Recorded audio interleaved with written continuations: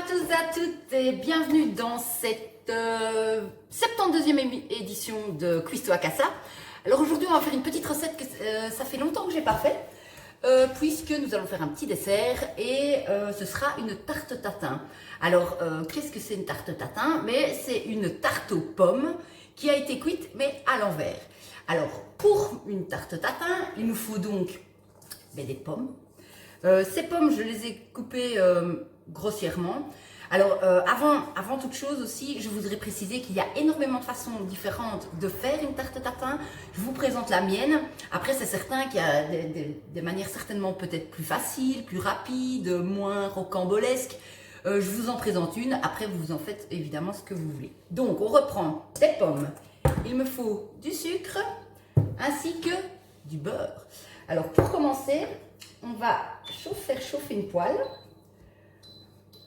et dans cette poêle je vais réaliser un caramel à base de beurre, donc du beurre et du sucre.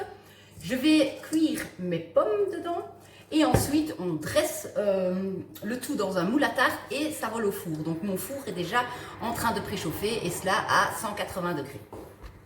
Donc la première étape consiste à cuire mes pommes. J'ai donc préparé ici donc ma poêle qui est en train de chauffer. Je vais y déposer du beurre, si je veux bien, voilà, que je vais laisser fondre. C'est assez, on va faire par la suite. Donc je vais laisser fondre le beurre et je vais y ajouter du sucre. Quand le tout aura déjà bien cuit, c'est en train de former un caramel, je vais y déposer mes morceaux de pommes que je vais laisser cuire lentement jusqu'à un certain point. Je vous montrerai, ça fait longtemps que je n'ai pas fait la recette, donc je vous donne les infos au fur et à mesure. Et tout ceci, donc comme je vous l'ai dit, va être placé dans mon moule à tarte. Donc très vite, mon beurre est fondu. J'y ajoute une certaine quantité de sucre. Forcément, plus vous mettez du sucre, plus votre préparation, enfin votre tarte sera sucrée. Je vais laisser chauffer ce petit mélange quelques instants jusqu'à ce qu'il brunisse légèrement. Alors, votre mélange de beurre et de sucre, il va commencer à frémir tout doucement. Vous allez voir apparaître des petites bulles. Et au fur et à mesure de la cuisson, il va devenir de plus en plus foncé. Et bien entendu, plus il est foncé, plus le caramel sera fort. Donc c'est un peu à vous de voir dans quelle mesure vous aimez bien ce goût un peu plus relevé. Et voilà, donc je suis toujours en train d'attendre mon caramel. Donc après quelques minutes, ma préparation commence à devenir de plus en plus foncée. Je ne sais pas si vous voyez bien. Je vais donc y déposer mes morceaux de pommes doucement. Faites gaffe parce qu'avec le caramel, il y a moyen de vite se cramer. Ça fait des petites chutures et franchement, c'est vraiment pas mieux. Donc voilà, je vais à présent diminuer la température et laisser cuire doucement mes pommes. À mon avis, un petit quart d'heure, un truc comme ça. Alors, après quelques minutes, comme je vous l'ai dit, 10-15 minutes, mes pommes commencent à être légèrement colorées. Je vais pouvoir les placer dans mon moule à tarte. Alors, on va faire un système pour que vous voyez un peu mieux. Je ne sais pas si vous voyez très bien.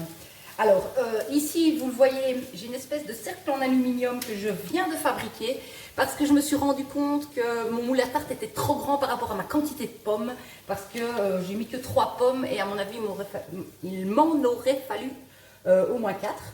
Donc, on va essayer de faire comme ça, on verra bien après. Alors, ces pommes, je les place en évitant de mettre trop de jus si vous en avez beaucoup après la cuisson. Alors, on les répartit bien dans le moule. Ici, j'ai pris un presse-purée pour les écraser légèrement, puisque il faut bien les placer comme ceci. Tic, tic, tic, tic. Essayez qu'il y en ait un peu bien partout. J'écrase bien.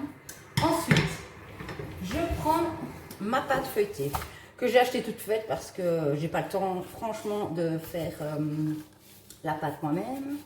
C'est de faire ça. Pâte feuilletée que j'ai bien entendu dû recouper aussi puisque mon moule se retrouve beaucoup trop petit. Alors hop, on le place par-dessus et on va aller dans, à mon avis, je vais prendre 2 cuillères, voilà. On va enfoncer comme ceci la pâte feuilletée. Vous faites bien le tour du moule et vous l'enfoncez bien jusqu'au bout. Tac. Voilà. Pas appuyer trop fort sinon ça casse la pâte. Voilà. Donc une fois ma pâte installée par-dessus les pommes, voilà, je vais quand même badigeonner avec un jaune d'œuf. Elle aura une bien meilleure tête. Voilà.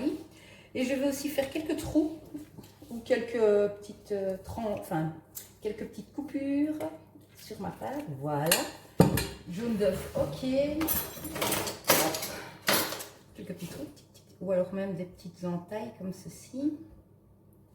Voilà. Ça va faire en sorte que la pâte feuilletée ne gonfle pas trop. Voilà. Et moi, je suis une malade. Bon, je rajoute un peu de sucre au-dessus parce que je trouve ça meilleur. Voilà. Et donc cette petite tarte, je vais la mettre au four une bonne vingtaine de minutes et on va voir le résultat juste après.